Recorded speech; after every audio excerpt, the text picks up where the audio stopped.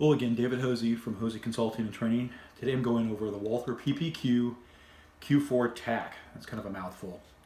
What differentiates this from the normal PPQ is ability to run a red dot sight. That's the Q4 with a 4-inch barrel. So I extended thought for the TAC is the threaded barrel to be able to mount suppressors, or I guess you could go full roll and special and mount a muzzle device on here.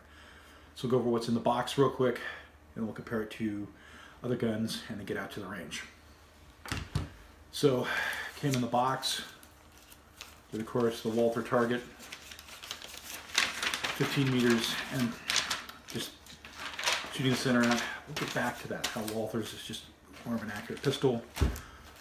Comes with 3 magazines, one 15-round, 217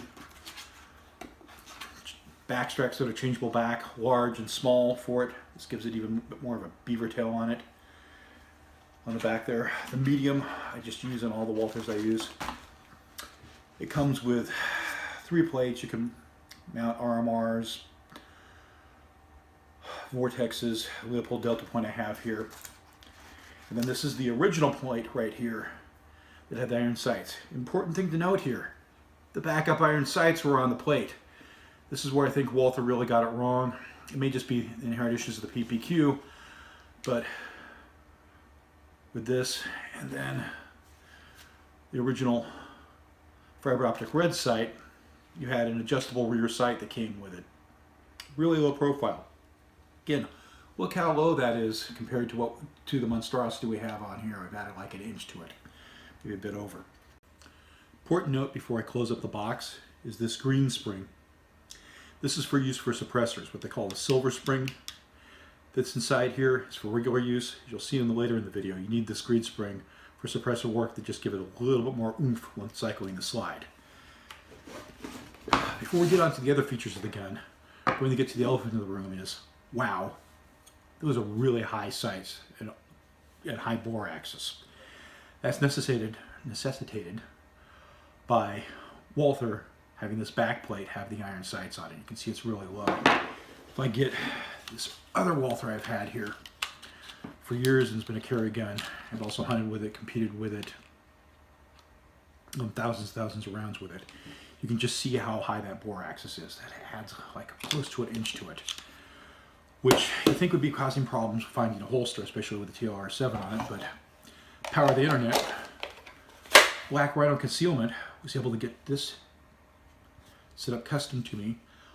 I filled out their window, sent them a couple pictures of my setup, and believe it or not, 5 days later I had that holster. So power of the internet, $80.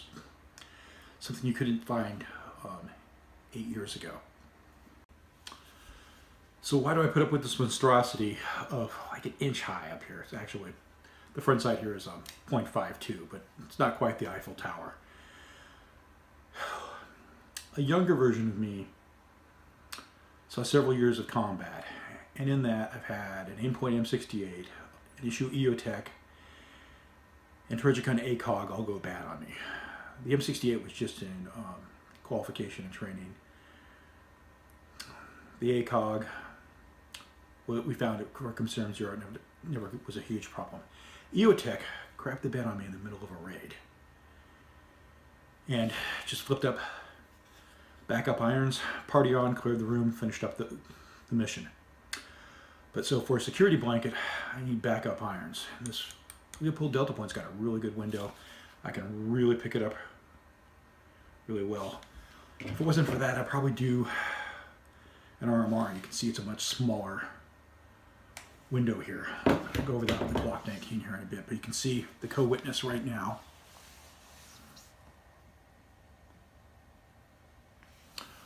What's going on there, those backup irons. 2 other quick points with that. One is, if you're not aware, with all the current red dots, if I push it right here, you can see that little glowing red right there, pushed right there and block it. That's my emitter projecting it onto the window. So mud, rain, whatever can get in there and screw it up. So you need the irons otherwise. Other thing where these Delta point irons aren't not working as well is the blacking on it in 2 months of carry are off, getting worn off there. Probably going to Duracoat this and maybe do something to highlight the back of that sight, maybe a white outline to even make it pop out more. So if this fails, I can party on. Now, we got that out of the way, we'll get into the features. One with all Walthers is I've got huge slide releases on both sides. I'm able to reach that without having to change my grip, magazine. It's the 17 rounder extended.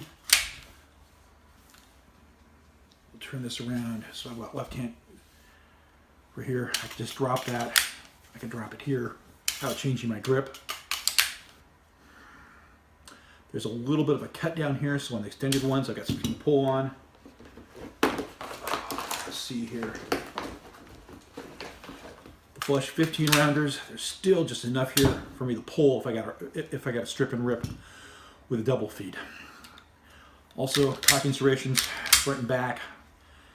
Ever so slight beveling, not as much as you see on, say, a SIG 320 or the Glock 19 Gen 5 series, especially the MOS. But that ergonomics on it and the grip shape, there's very slight finger grooves in here. They're not nearly as irritating as they are on Glocks, which Gen 5 MOS is getting rid of. But it points well ergonomically. I can work the slide release really well, drop the magazine again without having to change my grip at all. A lot of people will have to twist their hands to do it. My hands are medium size. I've got kind of small sized hands on my frame. So medium sized glove. So I have some problems occasionally having to switch my grip with larger frames, like the old Breda 92. That was always a constant thing. So next, we're going to compare it here to the Glock 19. Best way to start this is with the magazines. You can see Walther's a touch taller, but the Glock's a touch thicker. And that's what really makes the grip, and that's the real difference in the two. So, getting back here with the Walther, put the magazine in, Glock magazine in. You can see that the Glock, when both fitting flush on the ground there, the Walther is a small amount taller. Lengthwise, if you ignore the extended barrel, they're almost about the exact same length. There's a little bit of overhang back here. It's about the same. Slide maybe just a little bit more to the Walther. So the Walther is just a touch taller, touch wider, especially when you include these extended slide releases. So taller, wider, longer. Fractions of an inch on every single one. But for some people, that fractions of an inch make this just a touch more concealable gun. Next on this is controls on it. I can barely reach the magazine release on this. And the slide stop, I can do that. What you notice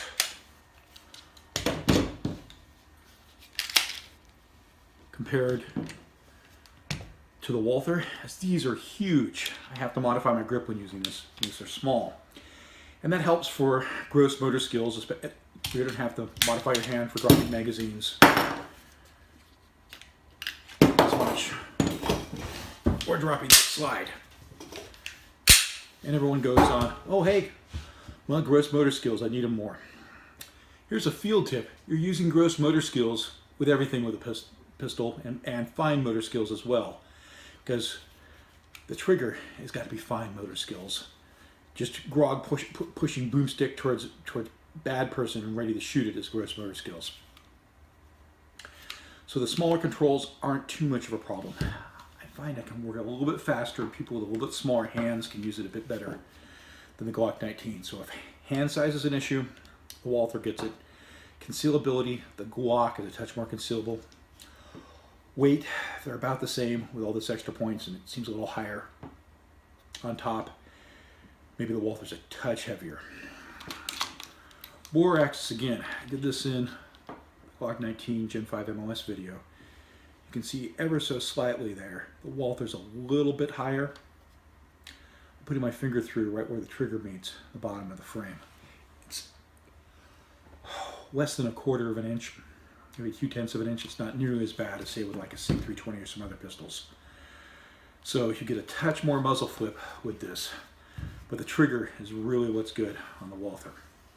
So the trigger on the Walther here is like a 2-stage precision trigger. It's actually a single stage. You see that coming on back, but this is just slack here. I'll take it apart in just a second, show you the carry spring in here, then a clean break right there. Just wall and ever so slight bit of mushy there.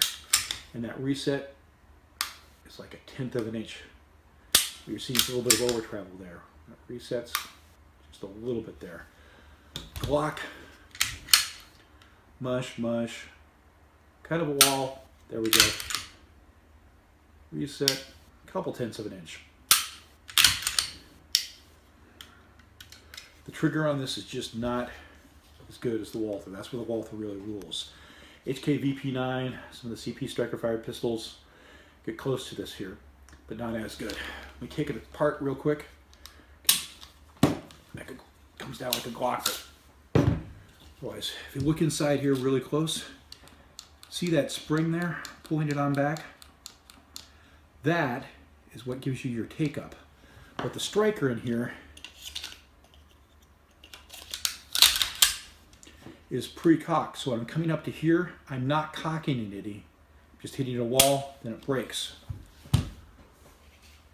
With this Glock, big difference here on most striker-fired pistols is that mush, as I'm getting before the break, there's that reset, that mush, I'm actually cocking the last bit of the striker.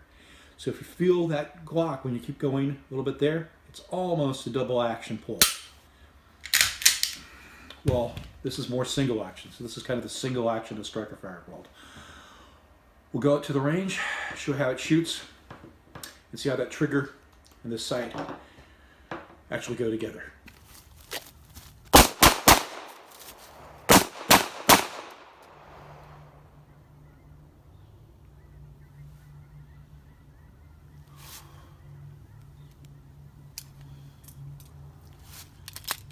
So, precision while moving. Not having to worry about that front sight, just worry about balancing the gun, focusing on the threat. That's really what the red dot allows me to do. I just look through the gun and I can see the red dot superimposed. As long as I can bring it up an index, which is a practice thing. Hundreds of repetitions to get it so I just get the sights lined right up. Then, clear here, with that trigger, it allows me to do pretty good rapid fire accurately and a short reset.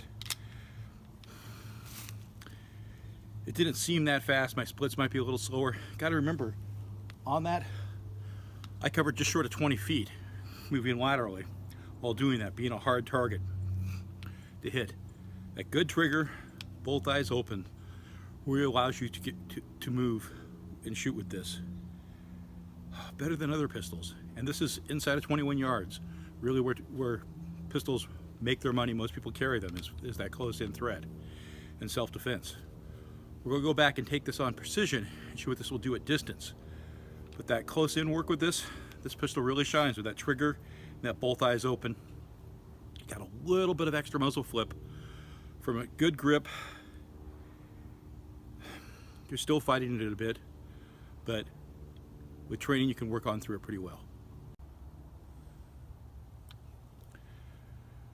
So back here at 30 yards, I'm going to show you a little what it can do beyond what's typical handgun ranges, then we'll take it really far back and show what it can do. Notice when I close this, that slide release is one-handed open without having to change my grip. It's rather large and extended. Got to be careful when I do my thumbs forward grip, so I put my right-hand thumb over here. If I put it back here, I'll ride that and the slide won't walk open on me. So I've just modified my grip with all pistols since I use Walther so much with that grip. Now with this, I just got to focus on the trigger.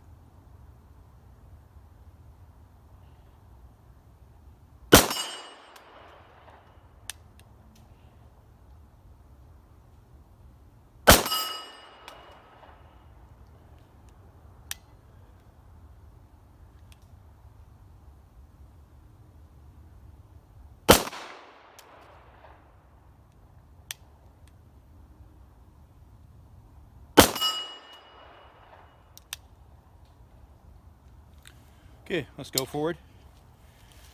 See what we got real quick.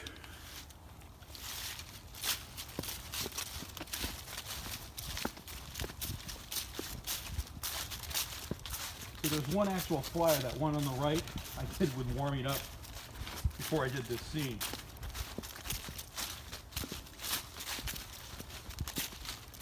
But 30 yards, that's the 3 I just did. Just like that. So this is easy headshot. This is easy ocular cavity off switch shot at 30 yards if you're wanting to slow down. And you think, well, we won't have that much time to do it. Get in behind a little bit of cover and you can do just fine. Now let's go back to 50, see if we can still hit this plate. I won't walk you all the way back here when we get there. I'm just going to switch over to 50. When you hear the still hits, that's what I'm hitting.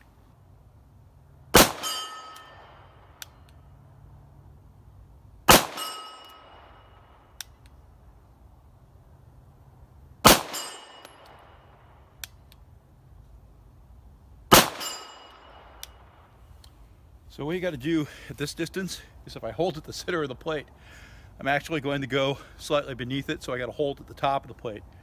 That 50-yard drop on it.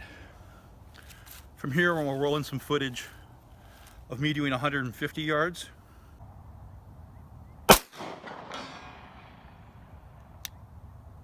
So go look at the target there. It's 150 yards. Mostly, it's keeping it steady in trigger control. I'm hanging on the head and hitting in the belly.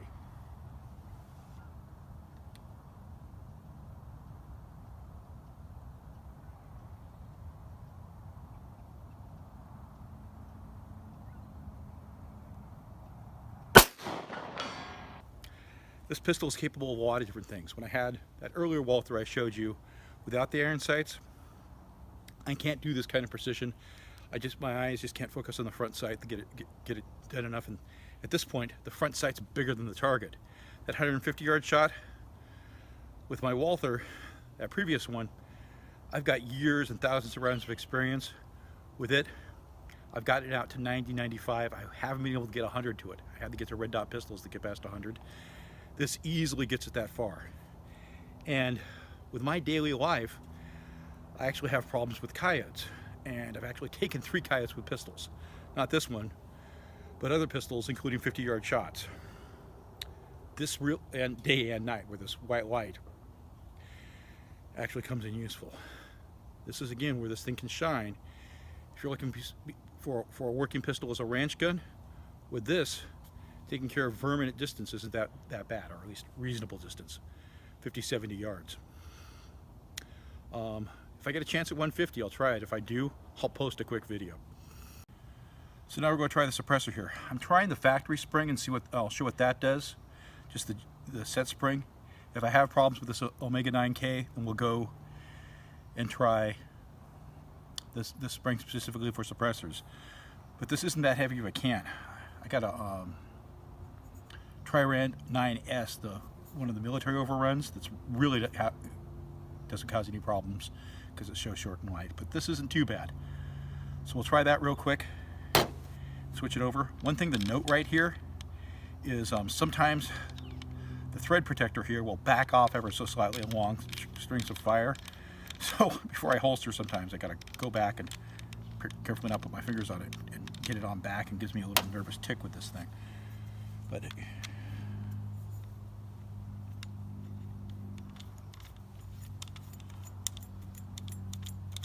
and I'm not shooting at steel with this. We're just going to hit the target I've got down there on a plywood backstop with a sand trap behind it.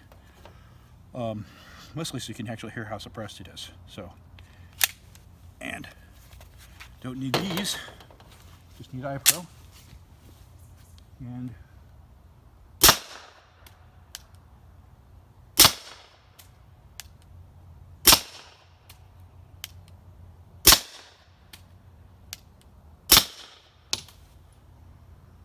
seems a little bit more heavy recoil, but it's 147s. But functions just fine as a suppressor. Only a little bit warm. Didn't back off at all. No real blowback on here, but we'd have to see how that'd be multiple magazines before I start seeing the blowback on that. But it worked just fine with the factory spring in it, the original factory spring, and the normal carry one, not the alternative for suppressors. Anyway, we'll wrap this up and do some conclusions.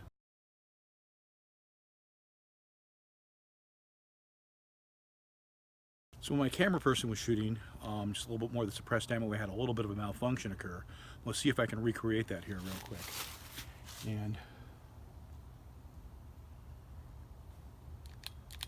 dead trigger. What I think is happening is, see that right there? It's out of battery. And it's not getting it quite reset. Or maybe not. But that beginning, that dead trigger, was working that reset a little bit too quick with my cameraman. So I guess you need to install that slightly heavier trigger to make this work. It wasn't quite getting back into battery well enough. Now we'll go do the review, but just a quick addendum there, that there's a reason they include that spring kit. I'll do that really quick with a few more rounds and we'll see what happens. So I got that alternative spring here. We're going to take the slide off real quick, switch this out, and see if we can get some function going. So just assembly just like the Glock. Pull the trigger, then slightly back, pull this down right here, pop out regular spring.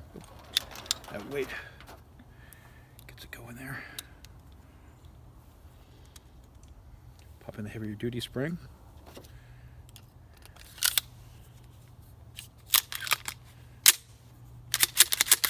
Yeah, I can feel just a little extra weight with it there. And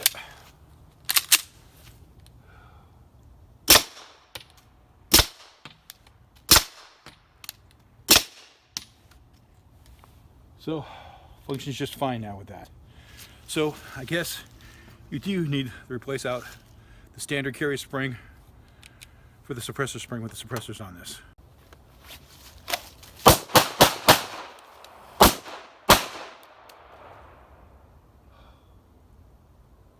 So when people think of concealed carry pistols, that's what they really think of, is close-in work and not needing that long-range precision. Something not at 150 yards, like 1.5 yards. This can do it. I was really worried at first with this sight back here and that rear sight clearing on my draw and getting caught up with clothing. In fact, when I first got this, I was getting caught up on clothing, and I ended up practicing over 1,000 times, both dry and several hundred times live, drawing this and getting it out to deal with the clothing.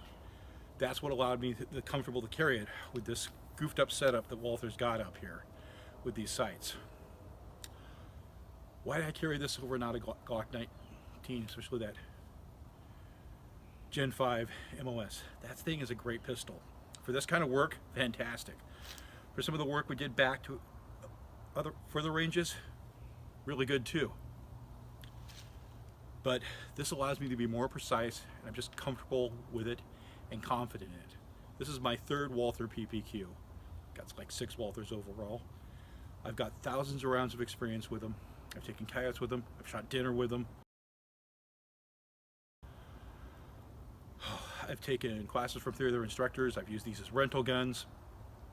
I'm very comfortable with them. I know they're reliable. The malfunction we saw earlier with the suppressor, that's the first malfunction I've ever had with this thing. Well, the Navy had a problem when it had an Osprey 45 on it, causing issues with that, and just the similar hangs up. We're not cycling forward, the striker not quite engaging. That really was me using the non-factory spring on it and causing the problems. As it is now, it's what I carry. A lot of it is my comfortability with it, and also my lifestyle. Not only this kind of close-in work, but I end up shooting coyotes at 30, 40, 50, or further yards. If I get a high coyote at 100 yards of this, I'll post a video, give you guys terminal ballistics and everything else. Is this my ideal carry gun? No. I wish that Glock could have this trigger and this kind of pointability that I've got to it. the sight system again. I don't know what Walther was thinking. Right now, red dot sights are still in their immature stage.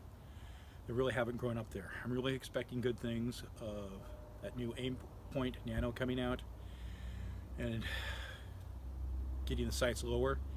What we really need to do is see the manufacturers manufacturing the slide back here even smaller, getting the sights set into it, or more compact sights and completely enclosed where I don't have the emitter out here exposed to the elements, drop in mud or cause problems, and where I can get iron sights that aren't as high here. We're not there yet. In a few years, we probably will be. The industry is changing really quick. So in the meantime, this is what I'm carrying. I may carry that Glock at times, but this is what I'm going to carry. If you got any questions about this, want to train with it or me, my links are down below. In the meantime, thank you for your time and consideration. Good day.